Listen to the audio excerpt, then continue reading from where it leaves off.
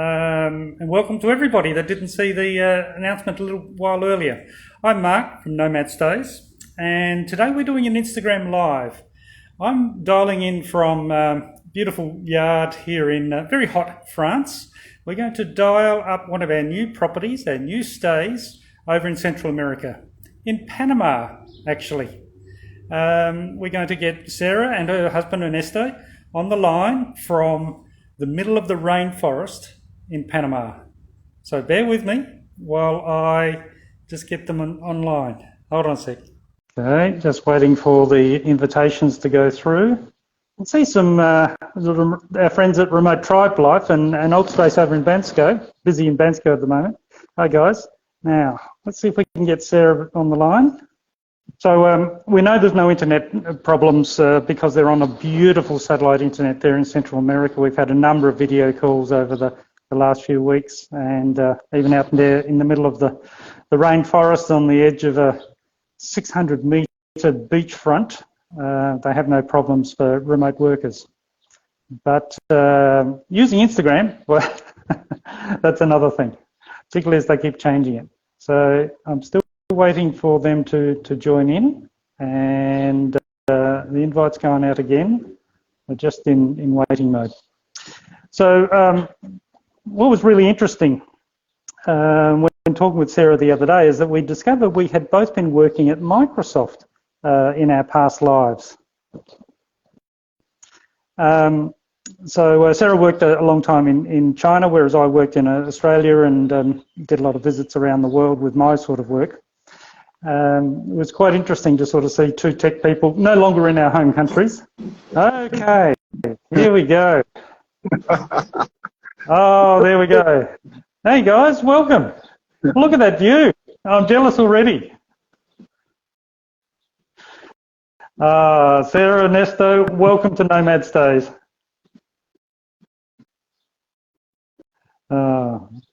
So Sarah, maybe you can kick off. Welcome there. Tell us about your story. Tell us about how you, as a non-Panamanian, ended up in the middle of Panama. Well, there's a lot of back history to it, but I spent 30 years as an expatriate worker, both in the technology industry and then as an international teacher. And I took a posting here in Panama because I'd been in Asia for 14 years, and it was a long time and a big distance from where my now adult children are back in the States. So I did my homework on where would be the best place in Central America, which was my area of interest, to be able to not only work for a little while still, but also to be able to buy some property on the water. I have spent years going out of my way to find kind of deserted beaches and beautiful forests. I'm just really attracted to that immersion in nature. I guess that Asian experience, now Asia's pretty busy, pretty congested in many of the cities, that I won't say scarred you, but probably tilted you towards relaxation and quiet and much smaller crowds of people. Is that part of the motivation? Yeah, that was part of it because, you know, Asia, back when I was there weren't a lot of people. But by the end of my tour in Southeast Asia, all the beaches were full of people trying to sell you things, and they were dirty. And so Panama just was the best choice. Okay. And when I moved here, it was within a month of moving here, I met Ernesto, who is Panamanian. Uh-huh. And so we started looking for property, and we looked on the Pacific coast where there's a lot of development already, and the sand is black, so it's super hot when it's sunny out. Oh, and then interesting. I didn't know that. Because it's volcanic rock. Huh. So we ended up here on the Caribbean coast and would come like on weekends just to see what was what, and we found this property and just totally fell in love with it. Okay, so this is a remote property. Can you just describe where you are by comparison to borders, cities, major landmarks? Yeah, so if you fly into Panama, you fly into the international airport, which is the largest airport in all of South America. Really? brand new, so it's super easy to navigate. And of course, Panama is US dollar based, so that makes it easy too. And from the airport, we normally pick customers up directly in a minivan, so they don't have to worry about navigating anything. And there's about a 2-hour drive, which is partly on highway and partly through meandering roads. They're all brand new paved, but they're through rainforest and cattle farms. And you get to cross. Sorry, Ernesto, what were you saying?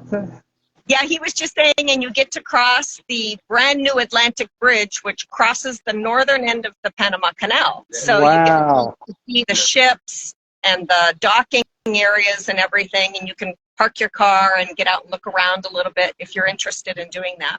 That's pretty cool, isn't it? Because it's like one of those world wonders. Yeah, it is. It is. It's fascinating to watch. So your property is sort of not quite connected to a road, isn't it? It's sort of, you were telling me the other day you had to cut your own road when you first started going out there. Yeah, well, when we bought the property, the government had promised to build a road. So they had actually already marked the correct path for the road. But then, of course, the government changed, a new president was here, and they never did it. So we did it. So we got together with our neighbors and the local fishing villages, and we hired a tractor, and we actually cut the dirt road. But it's still not sustainable for normal traffic. Like we had to come in a 4x4, and when it's raining, it's just mud. So we have a boat that we use from a launch pad. That's about a 2-hour drive from the airport, and then that last 45 minutes is by boat. But it's actually really a beautiful ride. And it's part fantastic. Of the experience to get here. Yeah, I've done a lot of boat tripping. In fact, even in Central America, at one stage I went from Belize back into Guatemala via boat and came through like the smallest customs post you've ever seen in the world. It was sort of one door, and you walk inside, and there's an old school desk, really. It wasn't even an adult work desk. It was these little men stamping passports. It's the beauty of Central America. It's I won't say quaint. It's traditional. It's caring. It's non-touristy. People are just living their life, and they happen to like sharing it with visitors, like digital nomads. They do. The Panamanians are super friendly, and yes, obviously. But one of the things that Panama has struggled a little bit with is how to reach out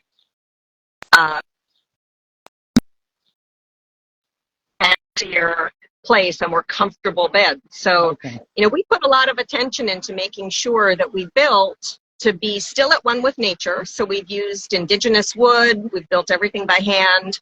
It's quite rustic, but super comfy. Every area has full solar power and lots of fans and good quality and the great satellite internet. So it's pretty high satellite speed. Internet. Yeah.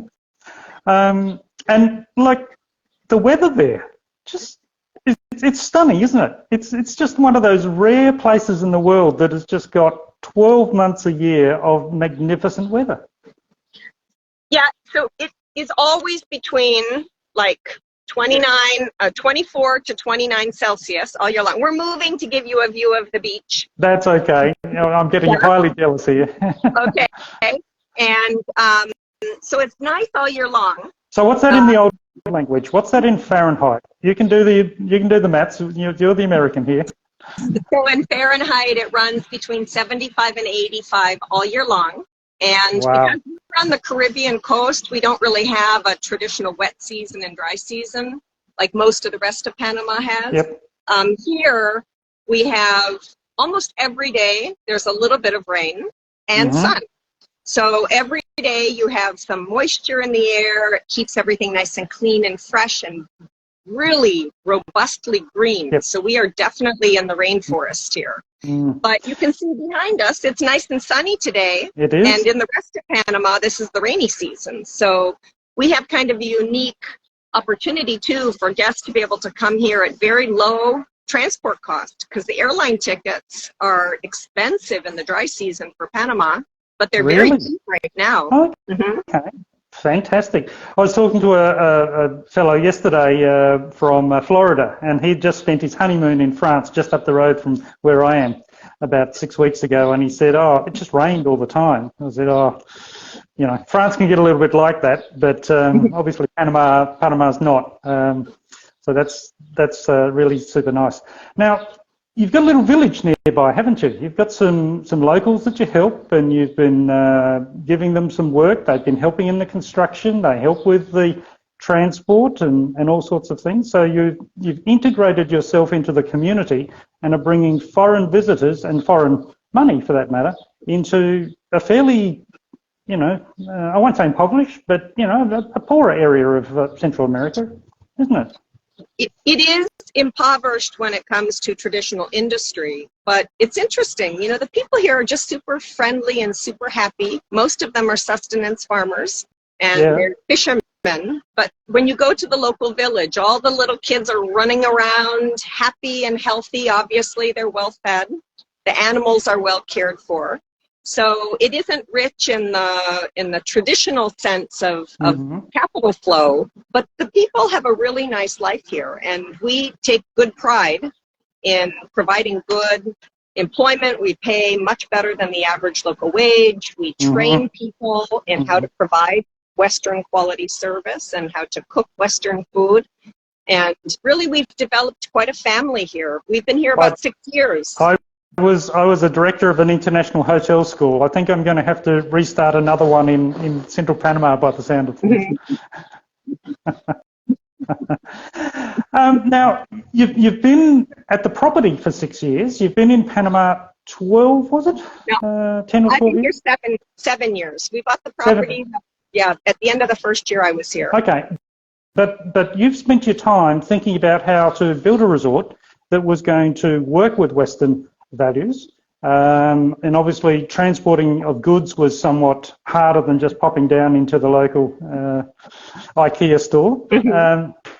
So you've just opened though. So tell us what you built there. Yeah, so about 3 years ago, we actually opened as a glamping location. So we had a social area with a kitchen and curated places to put tents. And we had groups of people come here, and it was very popular with local people.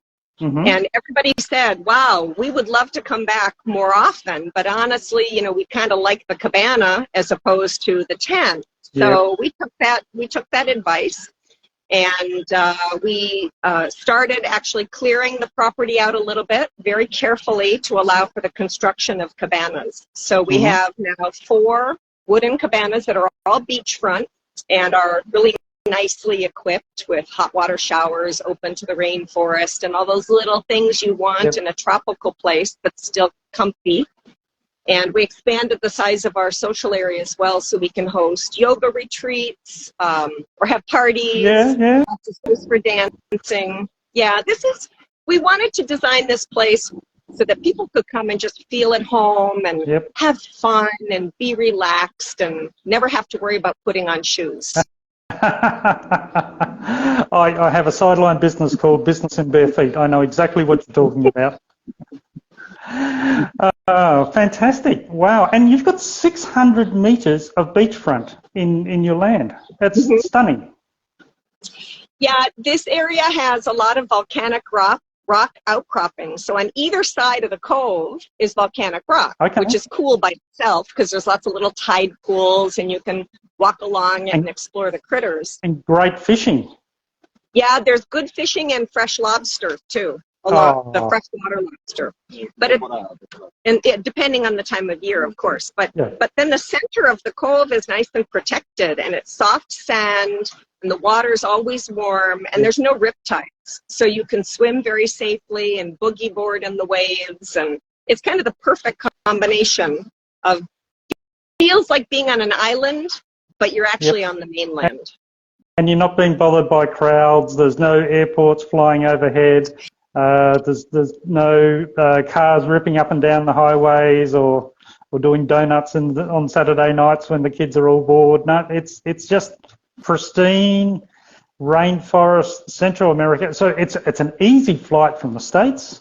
It's an easy flight from South America, very well located, and you've made it so much easier for people to get there. They don't have to find their own way because you've got all the transport and everything organised. In fact, you're doing a full hosting package as well. You're doing the meals and so forth for everybody, because the supermarket's not just around the corner, is it? Yeah, and we partnered with a tour company here in Panama that is certified to access like some of the indigenous zones as well. So we can help to organize for people to come to Panama for a full tour if they'd like to see other parts of the country as well, and put them in the hands of a company that we know and we trust. The owner of that business is a Panamanian who speaks fluent English. She has done her training in the United States. Yep. And they have even like a battery-powered minivan. So, you know, we've really tried to take the sustainability component very seriously. So we're totally solar powered here. We have a water filtration system, so we always have nice, clean, fresh water, but we're not dependent on city water. Yep. Because there is none here. I mean, we literally have created a fully self-sufficient place, including farming. So we grow a lot of our own food, and what we don't grow ourselves, we buy most of it from our neighbors. Okay. But you sort of stumbled into this digital nomad world, didn't you? You know, you got a guest that turned up from Mexico, I think, from all places, and she wouldn't leave, would she? She just kept staying and staying and staying. That sort of opened your eyes to this new world of remote workers. Yeah, so Itzel was her name, and she's a reference for us online in our in the Google profiles and all that kind of thing. And she came actually to do some volunteer work with one of the local communities as part of a community development program. And she works as a computer programmer, so she still needed to be able to have good online connections. So she was with us for 2 full months working online from here. And then she just liked it so much that she invited her mother and one of her friends to come at the end of her tour here. And they came and stayed as well, and we treated them like royalty, and cooked them all the local dishes. So they were very happy. It was a really nice experience too. That's sounding ideal. We're here at Nomad Stays. We're super happy to have such a innovative, remote, community-focused, eco-focused property join us again. So well done for finding us. You know, you did some searching around, you found us, you reached out, you gave us the big 3rd degree before you came on board, and we're just we're stunned to have something like that as part of our network, and to share it with more nomads that are traveling around the world. Well, and it was really something I hadn't been all that aware of before. I mean, I've been a digital nomad for a long time, but it didn't occur to me that there was such a market there. And so when Itzel was here, I'm like, we should definitely go and look and see what else is out there. And when I did my homework to say, well, how does a digital nomad find a place to stay? I was so impressed to find that your place is very focused on people who have very specific needs. And even that you require that I log in with my connection and prove my connectivity speed. Yeah. And that you check everybody out in advance and ensure the long-term stay is in place, because, you know, there's a lot of the online booking engines now that have no customer support at all. And if you're a digital nomad and you've got business meetings the next 2 days and you show up someplace and it's not what was promised, it's a problem. So and we're going to have some more announcements in coming months about making that even easier. So just keep that one in the back of the head and keep an eye out for some of our new additions. Of course, we're one of the pioneers for good quality work-ready properties around the world. Well, so, and you take such a personal approach to it too. That's just, you know, the world has gone too far towards automated bots, honestly. And I love your personal customer service from the customer side, because I signed on as a user first to see what my experience would be like to book with you. And then I thought, I really liked that. I'm going to sign on as an accommodation as well. Thank you. But we do use AI and routines, so it's very computer operated. for us to get the efficiencies in our business program, we have to use the latest technology. But hospitality is about humans. So that's such a critical element that you can't get rid of that. Well, you hide it well. It did not feel like I was being treated by a bot. Well, so that's good. Thank you for that. So can you just give us a little bit of a look around with you guys just separate, to get Ernesto, who's now your new cameraman by the looks of things, just separate out and just show us what you've got available there. So let me change the camera. There we go. Super. Okay, so here we have our cabanas are back that direction, down a sandy path. Right. And there's our barbecue area. Here's the social area with a big kitchen and a bar. Yep.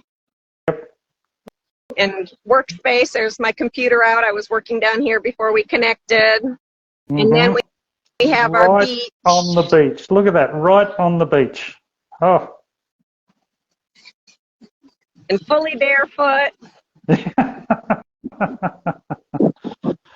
So and you're right. There's a cove there, so it curves around. A little bit of wind today. The waves are sort of blowing up a little bit. You're right.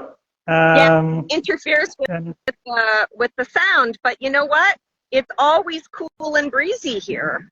It's actually coming through quite well at the moment. So well done to your camera or your phone as well. So it's blocking out a lot of that noise. Fabulous. And your co-founder, tech and barman sitting there in the background, obviously working away. So, look at him. What a great place to work. It doesn't get much better than that. It's going to beat a 5-star resort sitting in a 1,000-room resort, I'm sure. No, we'll never be any bigger than this. Yeah. We choose to treat it like a family. So we have the 4 cabanas. We will be building 2 more. But as an example, like we run it like a household almost. Here's our bar, and it's self-serve. Oh. So when you pay your fee to come and stay here with us, there's our music system. Oh yeah, and in the kitchen as well. So when somebody comes to book with us, we cook 1 big meal per day with meat and vegetable and dessert and everything. And then other than that, users can come, or guests can come and actually help themselves to cook themselves some eggs or pasta, and they can grab a beer or a cocktail or a glass of wine, and all of it is included. So it's an all-inclusive package, even for digital nomads, because, the reality is if you're here working, we want you to work and be productive and to enjoy yourself and not have. And let you know, she's back again. Let you know that Sarah and Camaroncito is now live on Nomad Stays. You can book it straight away. Now, with obviously only 4 cabanas available, you got to be quick. So if you're thinking about where you're going to spend the northern summer and you're worried about the prices going through the roof in some of your favourite countries, maybe it's time to have a look at Panama and just really having an amazing experience. Sarah, Ernesto, fantastic, great job. Can't wait to visit myself. Thank you from me. Thank you from my co-founder, Linda. Any last parting words before we sign off today? Welcome to Panama and welcome to Camaroncito. Fantastic. It's a lovely place to come, and we'll make it totally a seamless and wonderful experience for you. Fantastic. Sorry, my English not is good. But I know the people come stay here will love this location is really amazing. Fantastic. Yes. Ernesto, thank you so much. Dancing lessons. Yes, I can dance. Dancing lessons too. Oh, the package is getting bigger by the minute. If we stay on for another half an hour, who knows what's going to be thrown in there. Thanks so much, guys. And everybody out there today, thank you for joining me today. Thank you for visiting Nomad Stays once more. Live on Nomad Stays, as you may remember, we only sell instantly booked accommodation. So you're not making requests, you're not waiting for answers. If it's available and the package is there, you can buy it and lock it in and make sure that you've got it. I'm going to sign off there today, and thanks to everybody, and thanks everybody for joining us. We'll see you next time. Bye for now. Ciao. Gracias, Thank you. Mark. Thank you.